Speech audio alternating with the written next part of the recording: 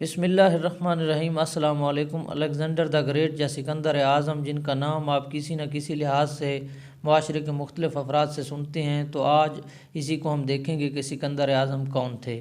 ان کی زندگی کے دو پہلو ہیں، فلسفی اور تعلیم، اور دوسرا ان کی تاریخ اور حکمرانی۔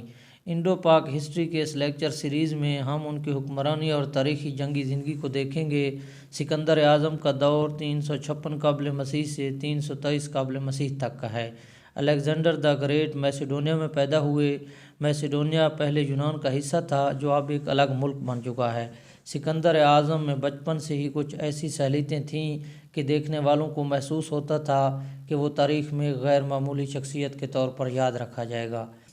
سکندر اعظم کے والد کو ان کے ہی محافظ نے قتل کر دیا جب سکندر اعظم کی عمر 20 برس تھی، اور اسی دوران نئے بادشاہ کے لیے کشمکش شروع ہو گئی، تو الیگزینڈر نے تمام حریفوں کو شکست فاش دے کر 20 سال کی عمر میں بادشاہی حاصل کر لی۔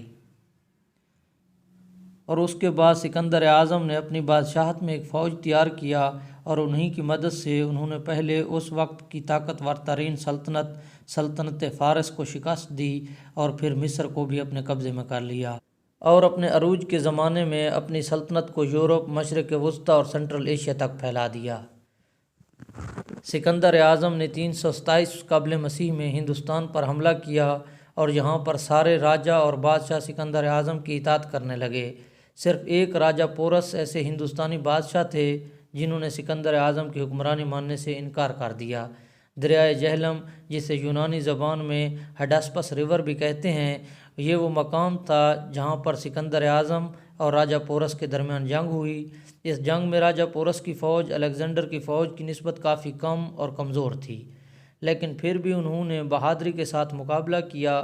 بالآخر راجا پورس کی فوج یہ جنگ ہار جاتی ہے، اور جب الیگزینڈر کی فوج نے جہلم میں قیام کیا تو ان کے گھوڑے وہاں پتھروں کو چاٹنے لگے، جس سے پہلی بار وہاں پر نمک کے کانوں کا پتہ چلا۔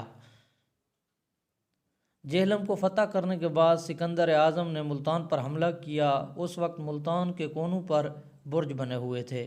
سکندر اعظم خونی برج کے ذریعے ملتان میں داخل ہوئے، اور یہاں پر سکندر اعظم کو ایک زہر لگا تیر لگا، جس کے بعد وہ آگے نہ جا سکے اور پیچھے یونان جانا چاہتے تھے، لیکن زہر لگا تیر کی وجہ سے ان کی موت عراق میں دریائے دجلہ کے قریب ہو گئی، اور یوں سکندر یونانی کے عہد کا خاتمہ ہو جاتا ہے۔